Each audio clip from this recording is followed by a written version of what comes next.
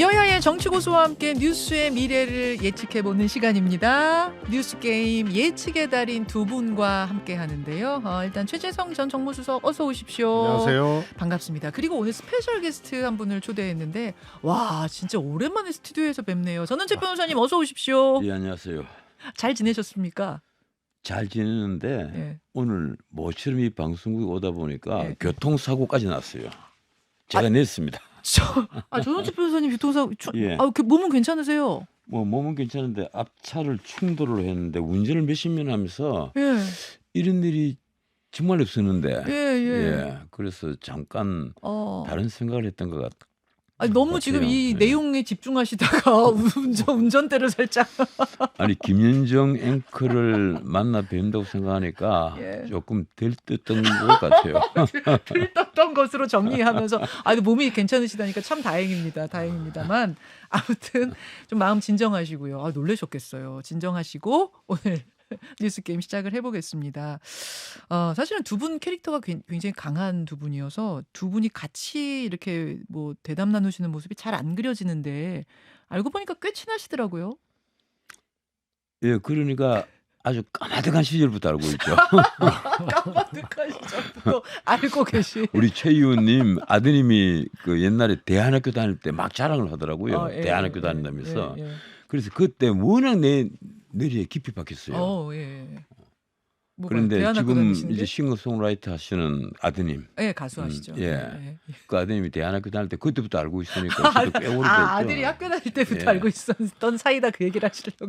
아니 전 변호사님 말씀은 반드시 이 해석을 정확히 좀 해주고 해야 되는 게 그때 어떤 프로그램에서 이제 의원 한 명을 출연시켜가지고 이렇게 물어보는 거예요.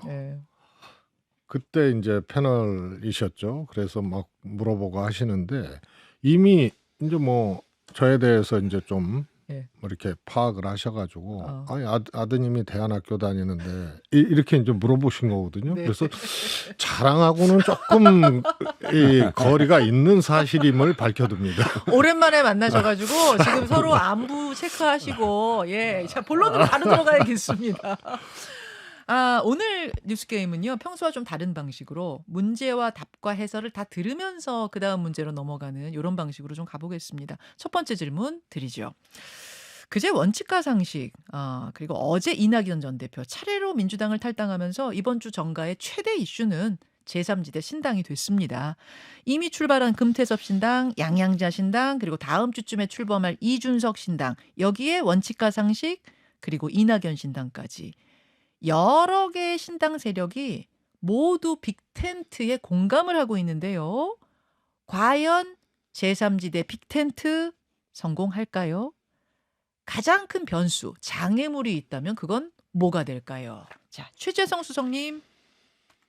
우선은 빅텐트라는 의미가 여기에 이제 해당이 될지는 모르겠으나 그야말로 지금 뭐 신당, 그러니까 양당을 제외한 이제 신당을 하고자 하는 분들이 전부 한 정당으로 이렇게 모일 것이냐 요 문제거든요. 그러니까 뭐 일종의 선거 연대 이런 거하고는 조금 다른 건데 합당이 되느냐? 그래서 저는 뭐 신당도 양당 체계로 갈 거다. 신당의 양당? 한 몸으로 그냥 한 정당으로 다 합쳐지기는 어렵다 이렇게 봅니다. 신당 안에서도 경쟁이 있을 것이다. 뭐 1당, 2당, 양당 체제가 될 거다. 경쟁의 문제도 있을 수 있고요. 특히 이제 이준석 대표의 경우에는 사실 이제 국민의힘으로 다시 돌아가야 된다 그래야 되나요? 복귀요? 이제 총선 이후에 향후 대선 과정에서 국민의힘을 소위 말해서 이제 이 버리고 나온 게 아니거든요. 그래서 다시 돌아갈 수밖에 없는, 그러니까 정치적으로 뭐 다시 뭐 합당을 하든지 복귀를 하든지 해야 되는 그런 것이 전제돼 있기 때문에 이낙연 대표 신당이라든가 여기하고 아예 그냥 몸을 같이 해버리면 그거는 이제 어려운 것이 되죠. 제3지대 빅텐트로 하나가 될 수 없다고 보시는 거네요. 그렇습니다. 예. 자, 전원책 변호사님. 이 몇 년 만에 이 뵙는 김현중 앵커께서 예. 그러니까 아마 이 뉴스쇼를 제가 알기로는 한 16년째 하고 있는 걸로 알고 있는데 예, 조사해 오셨네요. 그러면 뭐 정치 현상 네. 그리고 정치학에 있어서도 거의 대가 수준일 텐데 어떻게 이런 질문을 하는지 제가 깜짝 놀랐습니다. 왜 그렇습니까? 빅텐트는 정당이 아니잖아요. 예. 정당이라는 게 뭡니까? 정책과 이념으로 뭉쳐서 그 예. 동질의 그 정책, 동질의 이념을 가지고 정권을 획득하기 위해서 함께 노력하는 결사체란 말이에요. 맞습니다. 그런데 이 빅텐트라는 게 한번 생각해 보세요. 지금 민주당에서 뛰쳐나온 민주당에서 24년이나 계셨던 이낙연 선생, 거기에다가 또 민주당에서 활동을 했던 뭐 금태섭, 예. 그리고 지금 그 누구죠? 원칙과 상식. 원칙과 상식이 아니고 원칙과 상식입니다. 원칙과 상식에 이런 유머는 참 네 분 중에 세 분. 예. 거기다가 지금 뭐 이당 저당 하다가 어떻게든 국민의힘에 들어와서 당 대표까지 지낸 이준석 예. 또 뛰쳐나왔단 말이에요. 그러면 정치적 성향부터 이념과 정책이 다 다를 거예요. 지금 대충 헤아려도 지금 5사람인데 양양자 의원까지. 예. 이 5사람이 정치과 이념에 동질성이 없는데 빅텐트에 뭉쳤다 이러면 왜 뭉치겠어요? 세력화 때문에 뭉친 겁니다. 이념과 정책은 완전히 다른데도 오로지 세력화를 하기 위해서 뭉쳤다면 예컨대 지역구 의원들 숫자가 많으면 비례대표 앞순위 아니 이제 표가 쭉 있을 때 예, 지금 예. 같은 준연동제를 하면 번호가 앞이 되잖아요. 그런 걸 뭐 노린다든지 이 세력화를 하기 위해서 모이는 것 이건 정당이 아니죠. 이게 뭔가 하면 우리가 무슨 당 할 때 당자가 무리당 아니에요. 예, 예. 패거리 무리. 거기에는 충족할지 모르겠는데 패거리다. 예, 패거리 무리 여기에는 해당될지 모르겠는데 예. 정치학에서 말하는 파티, 정당, 예. 우리 플랫폼으로서의 어떤 정당 예. 그건 아니죠. 그거 그러니까 바람직하지 않다는 얘기를 좀 먼저 바람직하지 않은 게 하셨고 아니라 성립해서는 안 되는 거죠. 그러니까 성립해선 된다 안 된다 당위성 문제 말고 하겠다고 마음 먹으면 되긴 될 것 같습니까? 뭉칠 수는 있겠죠. 또 만약에 지금 당장 그러잖아요. 지금 원칙과 상식에 계시는 세 분들 하나같이 우리가 빨리 다 뭉쳐야 된다. 특히 조홍천 의원 같은 사람은 아주 공개적으로 내놓고 얘기를 해요. 예. 현역 의원들, 지역구 의원들이 와야만 우리가 기호를 3번 받을 수 있다. 뭐 이런 얘기를 공개적으로 한단 말이에요. 세력화를 공개적으로 주장하는 이유는 쉽게 말하면 그리고 뭐 이윤석 의원이 그랬습니까? 3당 체제로 갈 수 있겠다. 이런 얘기까지 나왔어요. 네네. 그런 말은 오로지 세력화, 이념과 정책은 동질성이 전혀 없어도 우리는 함께 뭉칠 수 있다. 그러면 그게 뭐예요? 후진적 민주정에 있어서 문자 그대로 어떤 파벌을 만드는 것.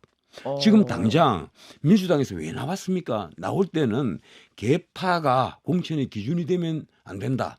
그건 이재명의 사당화다. 이런 평가를 하기 때문에 뛰어나왔잖아요. 그런데 자신들이 개파도 이제 아니고 문자 그대로 정파도 아니고 개파도 아니고 문자 그대로 패거리로 우리끼리 모이자, 끼리끼리 모이자. 이 손가락으로 다 모여. 이래서 모이는 거잖아요. 그게 정당입니까? 그냥 아니죠. 이합집산 세력화 패거리밖에 안 될 것이다라고 그렇죠. 굉장히 지금 아니죠. 날카롭게 이건 당연한 비판을. 거예요. 이 교과서에서 정치학 공부를 한 분들은 네. 제 말에 다 동의를 할 겁니다. 최수성님 어떻게 생각하세요? 뭐 그래서 뭐 빅텐트를 그런 의미로 이제 쓰는 것 같아요. 그게 뭐 이해관계가 됐던 뭐가 됐던 뭐 심지어는 김기현 대표도 어디 텐트 쳐보지도 못하고 빅텐트 얘기했거든요. 김기현 대표도. 예. 그래서 이거는 이제 자기 정당이나 자기 세력 만이 아니고 그 한 지붕에 이제 다 끌어모을 수 있느냐 이제 이런 의미로 쓰는 건데 뭐 시도는 하겠는데 우선 결들이 다르고 예를 들어서 뭐 양양자 금태섭류의 이제 신당 추진 세력이 있고 그 다음에 뭐 이준석 그 다음에 이낙연 네. 그 다음에 이제 이번에 나간 민주당의 원칙과 상식위원 세 분 요것만 놓고 보더라도 요게 딱 한 몸이 되기는 어려워요. 그래서 이 뭐 주도권 뭐 이런 정도의 문제가 아니고 네. 우선 이준석 대표 제가 설명을 드렸지만은 아예 그냥 이 민주당 뭐 오래 했던 뭐 의원들 또 이낙연 대표 여기하고 아주 그냥 정당 자체로 하나를 만들어 버리면은 아마 나중에 이제 이준석 대표의 정치적 행보나 이런 데 이제 장애가 생길 수가 있기 때문에 그거는 전제하기 참 힘든 거고 이준석 대표도 그 선을 분명히 긋기 시작을 했어요. 그렇게 보세요? 그렇습니다. 뭐 느슨한 연대 뭐 이런 정도로 얘기를 하는 게 한 몸은 안 하겠다는 얘기거든요. 느슨한 연대라고 이준석 대표가 말했습니까? 예. 그래요. 아니 그런데 예. 자신들은 지금 새로운 정치 세력인 것처럼 자꾸 보이려 한단 말이에요. 그런데 방금 이제 말씀을 하시지만은 금태섭 또 이준석 그 두 분이 뒷배를 자인하는 사람 있잖아요. 김종인 전 비대위원장. 그분이야말로 민주당에서도 비대위원장하고 그리고 이 자유한국당에 와서도 비대위원장하고 문자 그대로 이념을 떠나서 자유롭게 이 정치 생활을 하신 분이잖아요. 예. 그래서 비례대표로만 의원을 5번 하신 분인데 난 이런 이제 후진적 정치 이제 좀 끝을 내야 합니다. 나는 이낙연 선생이 가령 탈당을 했다. 그리고 원칙과 상식에 탈당을 했다. 난 그거 반대하지 않아요. 이재명 사당화라고 비판을 받을 만한 충분한 소지가 있었고 그런데 탈당을 하셨다면 자신들이 정강정책, 자신들이 강령 이런 걸 내세워야지. 지금 강령과 정강정책을 앞으로 어떻게 만들겠다는 겁니까? 이 빅텐트를 만들어서 과연 우리는 가령 사당화에 반대하는 그런 세력이다. 그거 하나 내세울 거고 그리고 우리는 윤석열 뭐 자신들 그러잖아요. 검찰공화국에 반대하는 세력이다. 뭐 이런 걸 내세울 겁니까? 그 두 개로 강령하고 정강정책 하면 끝나는 겁니까? 알겠습니다. 지금 이제 우리 전원책 변호사께서는 본인의 소신, 당위성에 대한 부분을 계속 강조해서 말씀하고 계시는데 저는 좀 이제 전망을 하는 퀴즈쇼로 진행을 해보고 싶어서 진행을 조금만 더 앞으로 가보겠습니다. 현역 의원이 얼마나 더 따라 나올 수 있을 것이냐. 민주당, 국민의힘 모두 다 얼마나 더 이탈이 있을 것인가 전망을 좀 해볼게요. 최수성님은 어떻게 보세요? 뭐 저는 이렇게 이 숫자를 특정해서 뭐 이렇게 얘기하기는 어렵지만요.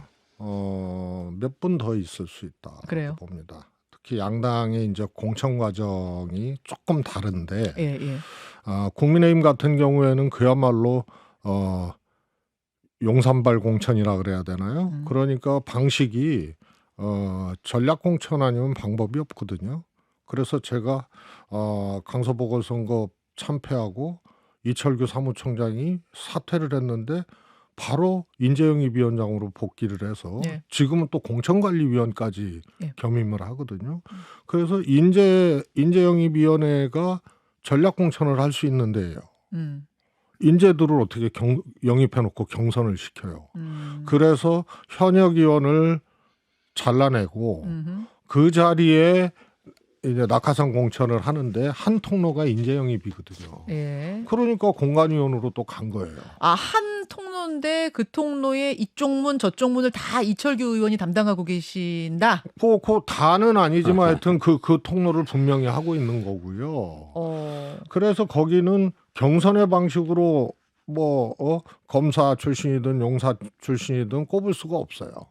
경선하면 현역 의원한테 어려우니까. 그렇다고 험지에 나가는 사람들도 아니거든요. 새로 영입된 사람들이나 뭐 이런 분들이. 그래서 결국은 현역 잘라내고 하는 거기 때문에. 그리고 의원 평가에서 잘라낼 수 있게 돼 있어요. 거기는. 민주당은 페널티.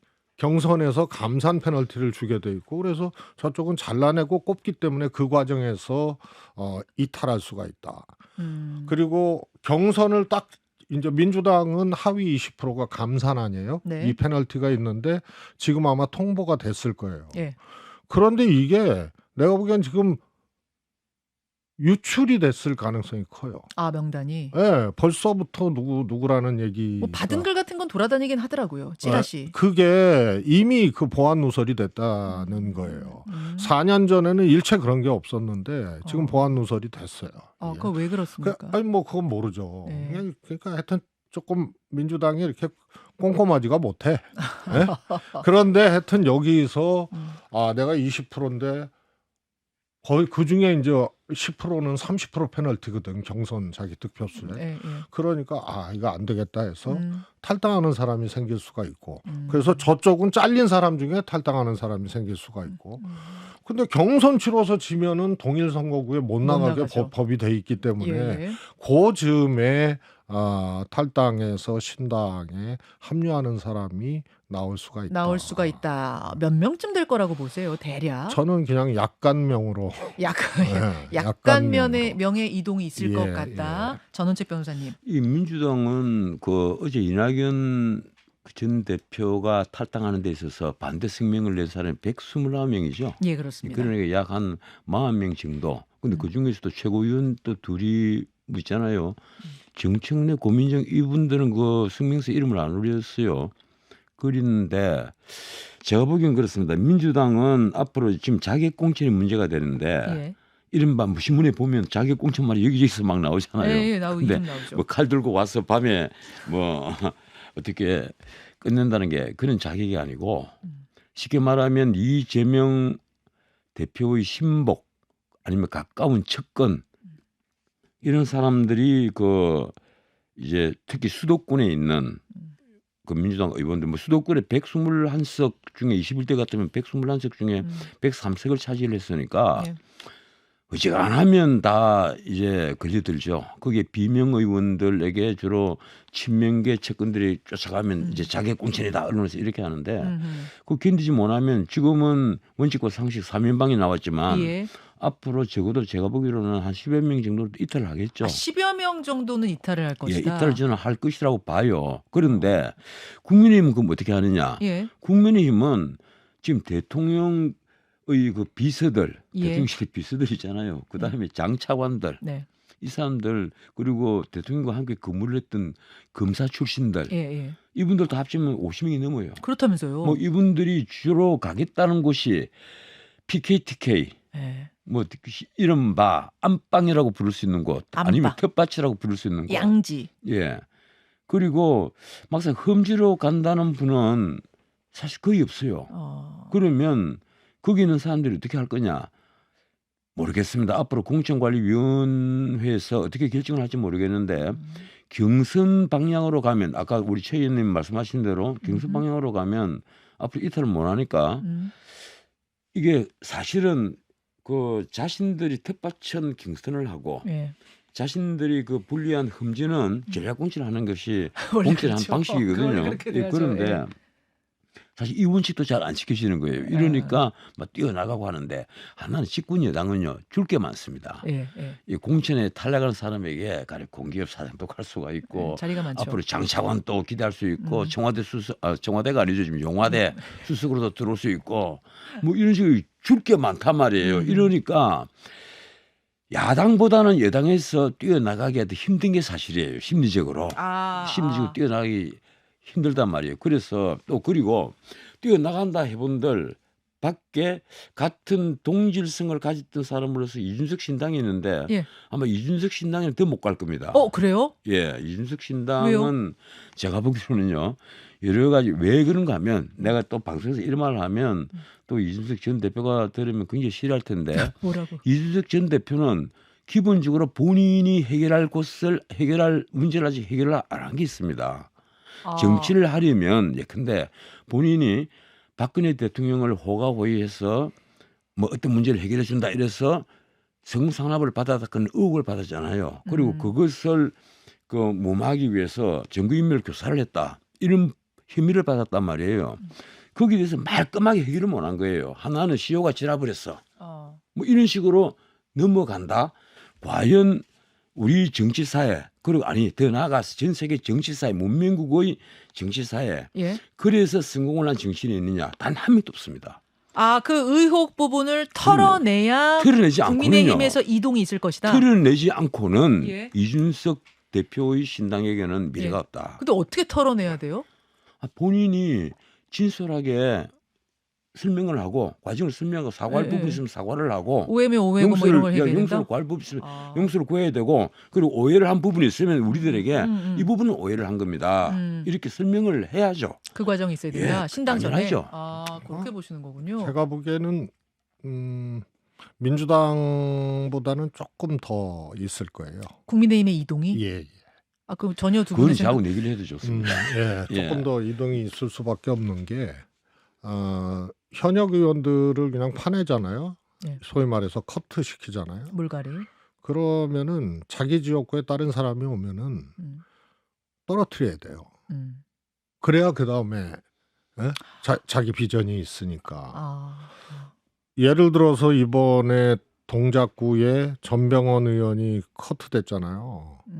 자격심사에서 날라갔어요. 그리고 그 전에 이창우 전 구청장도 동작구청장도 날라갔거든요. 그러면은 제가 보기에는 신당이든 무소속으로 출마해서 예. 거기 현역 의원을 떨어뜨리니까 억울하거든요. 응? 커트 당한 게 자격심사 커트 당한 게 그러면 출마해서 떨어뜨리는 판단을 하는 의원들이 다는 아니지만 그런 정치인들이 꽤 돼요. 자기가 당선은 못 되더라도 이 사람은 떨어뜨려 놔야 나의 그 다음이 있기 때문에 그렇기 때문에 무조건 나가서 출마해야 그런 된다. 분들이 있죠. 그래서 민주당은 하위 20%에서 떨어져 나가는 사람들 폭은 그렇게 많지는 않을 거예요. 아까 10명 정도 될 거라고. 근데 그게요. 그 계산이 안 나오는 게 네. 하위 20%라 그러면은 네. 뭐 비례대표 빼고 뭐 빼고 그러면은 한 20여 명 되거든요. 그러면은 20여 명 중에 이제 설득이 되는 사람, 안 나가는 사람, 또 경선으로 내가 돌파하겠다는 사람 이런 분들이 있어요. 그래서 4년 전에 민주당 보면 하위 20%에 속한 사람들이 경선을 해가지고 다 이겼어요. 현역 의원들이. 현역 프리미엄이라는 게 있는 거죠. 그래서 이 정도 내가 감사히 이거 돌파할 수 있다 해서 경선에 임하는 사람이 있고. 자, 그럼 민주당은 10명 안 될 거란 말씀이시고 국민의힘은 몇 명 정도 예상하세요? 서로 저는 민주당은 뭐 많아야 한 대여섯 명. 그리고 하여튼 국민의힘은 그거를 상회할 것이다. 상회할 것이다. 한 10여 명 보세요. 뭐 그것까지는 모르겠습니다만 민주당보다는 많을 거예요. 제가 민주당에 그 한 12명이 나오지 않겠느냐 왜 그렇게 보는가 하면 이낙연 그 전 대표가 나름대로는 그 민주당의 터줏대감처럼 지켜온 사람입니다. 옛날에 열린민주당 다 떨어져 나갈 때도 그렇죠. 민주당에 꿋꿋하게 버텼단 말입니다. 하나갑선 정의 그 민주당에. 그래서 적어도 민주당에서 이 공천 문제로 그리고 이재명 사당화에 반대를 하는 그런 의원들이 있다면 나가서 몸을 의탁할 곳이 있어 보이는 거예요. 의탁할 곳이. 예. 이낙연 신당이 있으니까. 저 정도면 내가 나갈 수 있다 하는 사람이 이낙연 있을 신당이 것이다. 있으니까. 그리고 이낙연 신당은 지역적 기반도 있잖아요. 전라북도라는 지역적 기반도 있단 말이에요. 그런데 국민의힘 같은 경우는요. 지금 당장 PKTK 외에 수도권의 의석수가 얼마 되지는 않습니다. 의석수가. 그래서 지금 우리 최 의원님 말씀대로 내가 제 친구를 죽여놓아야 내가 다음 나의 미래가 또 있다 이렇게 생각할 수 있는 곳이 주로 수도권인데 수도권의 의석 자체가 얼마 되질 않아요. 그래서 제가 보기로는 그렇게 나올 사람이 많이 없을 겁니다. 그런데 민주당도 지금 고민이 많은 건 사실인 것처럼 보여요. 왜 그런가 하면 오늘 아침 신문에 보면 당장 노웅래 황운하 의원은 지금 실형 선고까지 받았잖아요. 1심. 예, 징역 3년 선고를 받고 항소심 계류 중인데 그 노웅래 의원은 뇌물수수로 지금 재판을 받고 있는데도 두 분 다 적격 판정을 받았단 말이에요. 이건 나가지 말라는 얘기잖아요. 뭐 어떤 경우라도 우리 당이 보호를 한다. 이런 이제 강한 이제 액센트를 준 거거든요. 뭐 이분뿐 아니라 다른 사람들도 모두 다. 그래서 어쨌든 이탈을 막으려고 애를 쓰겠지만 제가 보기로는요. 지금 친명일색 이게 너무 심해요. 모조리 다 친명이니까 그게 너무 심하단 말이에요. 그리하여 10명 정도를 예측한다. 10명은, 최소? 예, 10명은 한 나간다고 본다. 그렇게 보시는 서로 상대당을 굉장히 위험하게 보고 계시는 상황이에요. 저는 뭐 국민의힘 소속이 당원은 아닙니다. 아닙니다만 보수 진보 나눴을 때. 알겠습니다. 민주당 10명 이상 나가면 제가 정말 선생님으로 모시겠습니다. 저는 최 변호사님을. 아니 지금 이미 나온 사람 포함해서 그런 겁니까? 저는 포함해도 10명 안 넘는다고 봐요. 그래요? 그러면 이미 지금 나온 이제 사람 질문이 추가로. 자, 지금 시간이 그런데. 많이 남아 있지 않아서 두 분 괜찮으시면 5분 정도만 더 유튜브 댓글쇼로 조금 이어가도록 하겠습니다. 일단 여기서 본방송은 마무리 짓죠. 고맙습니다. 감사합니다. 자, 이제 라디오 청취자들과 인사 나누고 유튜브로만 5분만 더. 전원책 변호사께서 교통사고까지 나가면서 오셨는데 이렇게 보내드리기는 너무 또 죄송하잖아요. 그래서 5분만 더 유튜브로 조금 더 말씀을 듣고 보내드리려고 합니다. 남아주셔서 감사드리고요. 지금 이제 현역의 이탈 이야기를 하다가 유튜브로 넘어왔어요. 최재성 수석은 네. 민주당에서 10명이 이탈한다고 내가 그게 맞으면은 전원책 변호사한테 선생님이라고 부르겠다 이러셨고, 전원책 변호사는 최소가 10명이다. 더 나갈 수도 있다. 뭐 이렇게 말씀을 하셨고, 오히려 최 수석님은 국민의힘이 흔들할 거다. 거기는 지금 한 50명 대기하고 있기 때문에 파내야지 되는 사람이 너무 많아서 이렇게 좀 각기 다른 눈으로. 근데 언론에서 예. 이제 이 문제를 볼 때 사용하는 용어가 있잖아요. 제가 오늘 아침 신문에도 봤지만 3개 신문, 진보 진영 신문 1곳, 그리고 보수 진영 신문 2곳, 네. 이 3개 신문에서 민주당이 분열이라고 표현해놨습니다. 분열. 민주당이 나뉘고 있단 말이에요. 그냥 탈당이라고 쓰지 않고 분열하고 있다. 분열. 뭐 다 아시겠지만 신문사에서 그 제목을 결정하는 것은 주로 이제 부장들이 결정을 하고 마지막 편집국장하고 회의 때 최종으로 이제 그걸 검토를 하는데, 분열이라는 용어를 진보 진영이든 보수 진영이든 쓰고 있단 말이에요. 아하. 쓴다는 말은, 분열한다는 말은 그만큼 이게 민주당의 경우에는 친명 세력의 독주에 대해서 불만이 많다 이게예요. 물론 국민의힘도 친윤 그걸 넘어서서 이제 찐윤이란 말이 나오잖아요. 찐윤. 예, 하지만 국민의힘은 그 친윤의 주인공이 누가 하면 대통령이에요. 권력을 갖고 있단 말이에요. 이러니까 함부로 할 수가 없는 부분이 있는 거예요. 그런데 민주당은 안 그렇잖아요. 민주당은 당장 이번에 이 부산에서 있었던 피습의 이후에 있었던 헬기 입송을 두고 특권 의식 아니냐, 엄청난 이제 공격이 있었는데, 이 문제를 두고 민주당 안에서 의외로 잠잠한 것은요, 내부에서 그만큼 누르고 있다는 얘기입니다. 적어도 이런 문제가 공당에서 터졌다면 당 대표 아니라 당 대표 누가 어떤 문제가 나왔더라도 최소한 당 내에서 그걸 비판하는 말은 나와야 되는 거예요. 그런데 지금 민주당이 보세요. 당내에서 그 문제를 비판하는 단 한마디의 말이 나오지 않습니다. 난 그걸 깜짝 놀라고 있어요. 이게 친명 일색이라고 하더니만 진짜 심하다. 이거는 출석님께 좀 마이크를 답변하실 수 있게 마이크를 좀 드려야 될 것 같은데. 전 대통령이 확 누르고 있는 국민의힘 얘기하는 줄 알았어요. 그 정도 하겠습니다. 알겠습니다. 그 다음 문제로 준비했던 건 한 장의 사진이에요. 요거까지 좀 보고 댓글쇼로 넘길게요. 사진 좀 보여주십시오. 예. 이게 이제 한동훈 비대위원장이 부산을 방문했을 때 이걸 맨투맨티라고 보통 말하나요? 저 티셔츠에 1992라고 쓰여진 것을 입은 요 장면이 굉장히 화제가 되고, 어떤 보도를 보니까 저게 어떤 의류 플랫폼 사이트에서 파는 건데 그게 동이 났다 이런 이야기가 들릴 정도로 무슨 실시간 검색어에 올랐다 이런 보도가 있을 정도더라고요.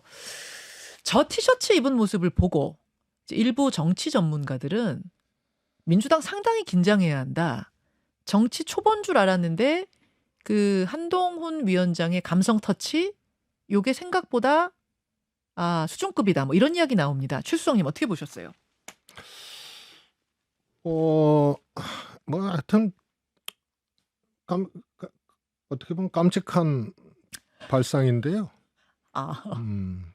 김건희 여사도 입었다가 쇼핑몰에서 동난 적도 있고 그렇습니다. 그래서 이제 정치의 본질하고 조금 다른 문제이기 때문에 그러나 감각은 하여튼 이 돋보이는 그런 셔츠 같습니다. 정치적인 감각? 그렇습니다. 아니면 패션 감각? 정치적 감각. 정치적 감각은 인정하세요? 그래요. 그리고 이런 거예요. 이제 특정 지역의 하나의 이번에도 이제 부산의 1박 2일 일정은 한동훈 비대위원장 이후 전국을 지금 순회하고 있지만 1박 2일은 처음이거든요. 음. 그리고 그 전에 이재명 대표 이제 소위 테러 사건이 있었지 않습니까? 네. 그리고 가서 그것을 전용기 헬기 타고 네. 서울대병원으로 이송하는 과정을 특혜라고 응급의료체계 특혜 이렇게 표현을 해서 예. 사실 직격을 한 거거든요. 그렇죠. 그래서 한동훈 정치가 반드시 대상을 만들고 갈라치기 하고 공격적인 그런 이제 정치이기 때문에 썩 뭐 저는 뭐 개인적으로 이제 좋은 거는 아니라고 봅니다. 그러나 저게 이제 특정 지역에 대한 어떤 메시지일 수 있거든요. 저게 뭐냐면은 롯데자이언츠가 그렇습니다. 부산이 연고지인 야구단 있죠. 롯데자이언츠가 우승 연도죠, 마지막 우승했던 예. 연도가 1992년이래요. 그래서 뭐 두 본인은 번밖에 우승 못 했어요. 두 번밖에 마지막 못했어요. 그러니까 뭐 마지막 우승이라고 그때 염정석이가 던졌을 때인데 기억을 그래서 이제 하세요. 특정 지역의 메시지 정도로 이렇게 좀 보여질 수 있는 거고 부산 경남을 이제 중요하다고 생각을 하고 저렇게 한 것이 아닌가 싶어서 그 감각은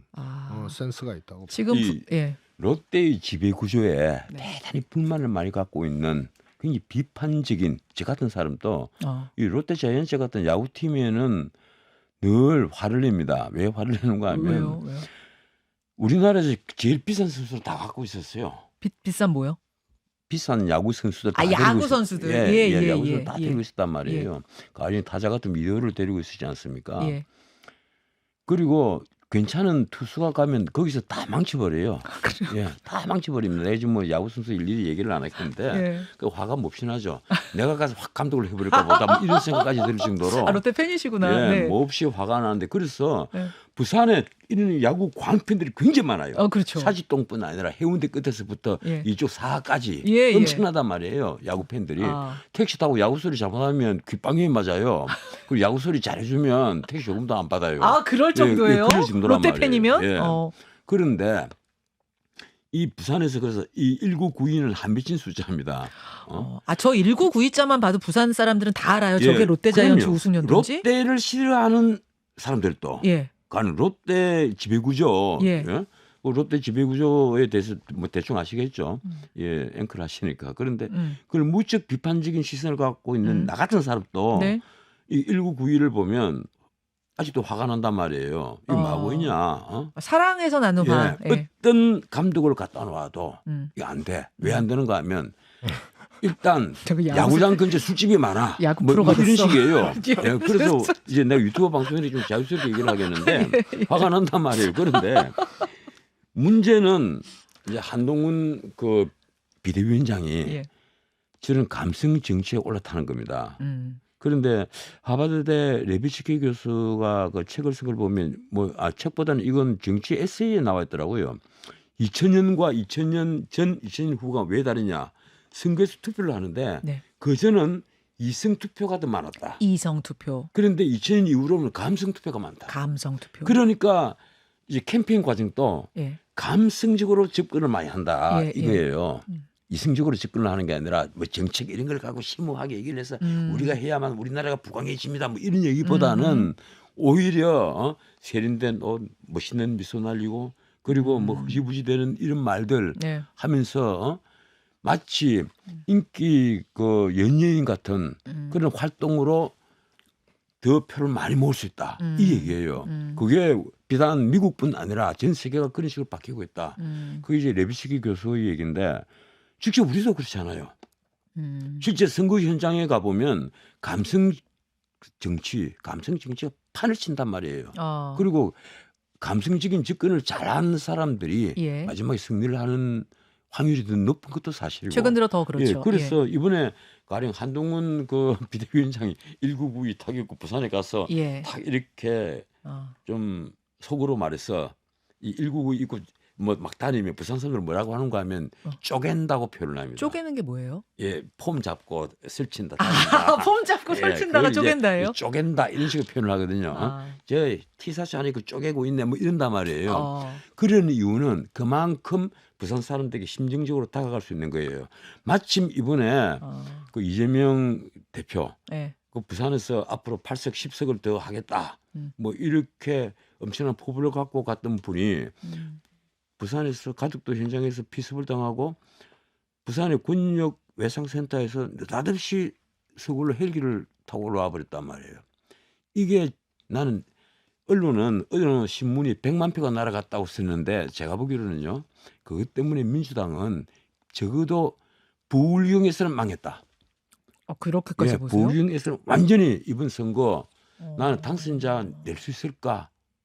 그것까지도 예? 생각을 합니다. 그 정도로 지금 부산 예, 민심이 그 안 정도로요. 좋습니까? 그 정도로.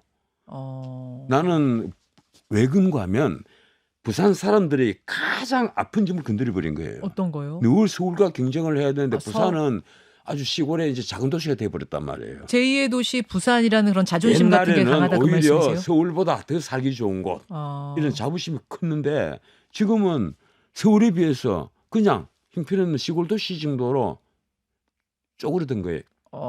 이러니까 안 그래도 자존심이 상해 있고 청년들은 자꾸 빠져나가고 늙은이들만 있는 노인들이 도시가 되어가고 있는데 이런 현상이 딱 생기니까 무척 화가 나죠. 그리고 또 하나 부산의 병원은요. 예. 역사를 쭉 한번 보세요. 심장혈관에 있어서는 우리나라에서 굉장히 앞서갔던 병원입니다. 부산대병원이. 그런 병원을 두고 그건 전문가들도 다 알고 있는 사항이에요. 그런 병원을 두고 정청래 의원이 한마디를 던지잖아요. 혈관이 좀 잘하는 병원을 찾아서 서울 간다. 잘하는 병원 간다. 그게 이제 결정타이였어요. 알겠습니다. 조금만 정리를 제가 해볼게요. 지금 한동훈 비대위원장 셔츠가 화제여서 그 얘기하다가 여기까지 왔는데 그러니까 부산 민심이 상당히 흔들리는 상황 속에서 한동훈 비대위원장의 저 1992 셔츠는 감성적으로 부산 민심에 쐐기를 박았다. 뭐 이렇게 지금 전원책 변호사 보시는 거고 최수석은 뭐 그렇게까지 보시는 않지만 감성 터치, 감성적인 센스, 정치 센스 면에서는 이거는 칭찬해 줄 만하다. 이렇게 보시는 것 같고요. 센스 있다고요. 예. 그런데 이제 정치와 선거의 큰 본질, 예. 본질에 해당하는 거는 조금 달라요. 음. 감성 터치만으로도 안 되거든요.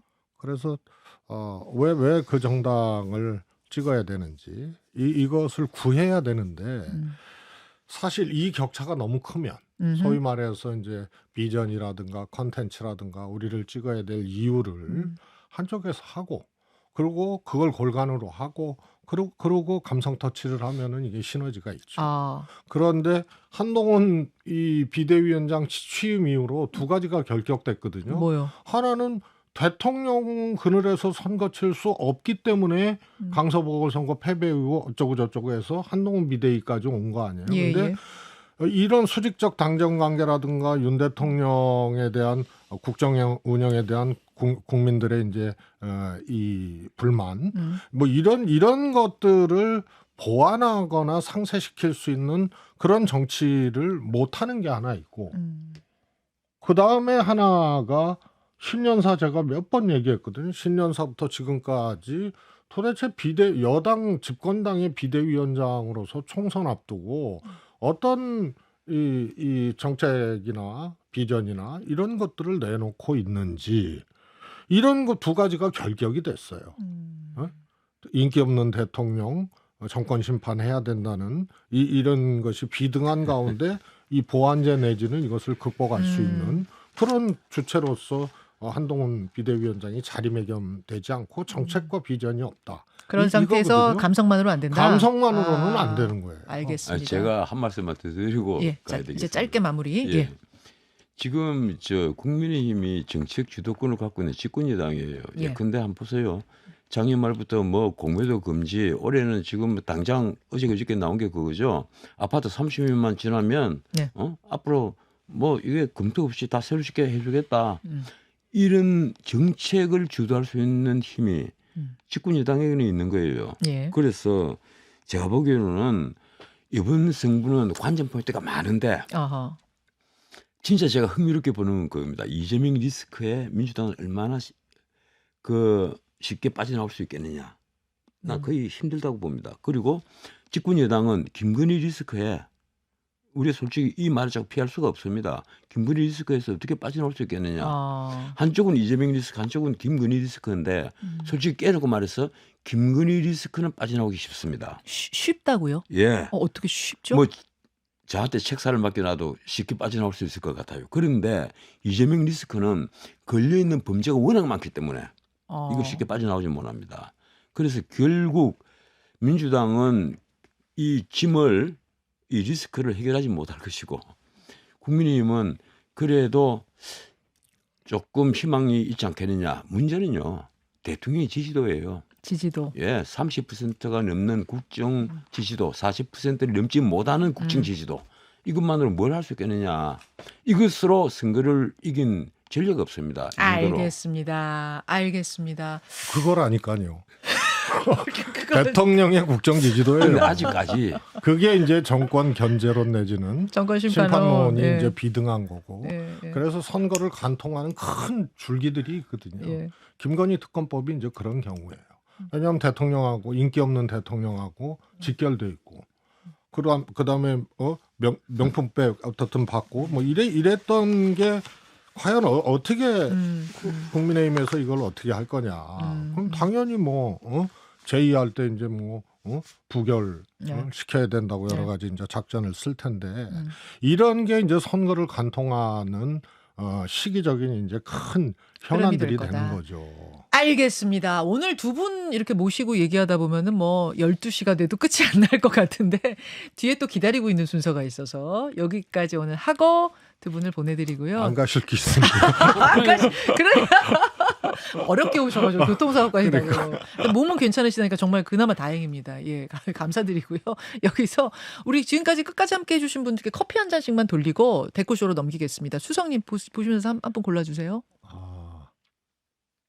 달그림자님. 달그림자님 뭐라고 쓰셨어요? 빨리 지나갔어요. 못 봤어요. 전원책 변호사님 보이세요? 저 보이세요? 뭐 그런 보이지만 네. 저걸 봐야만 됩니까?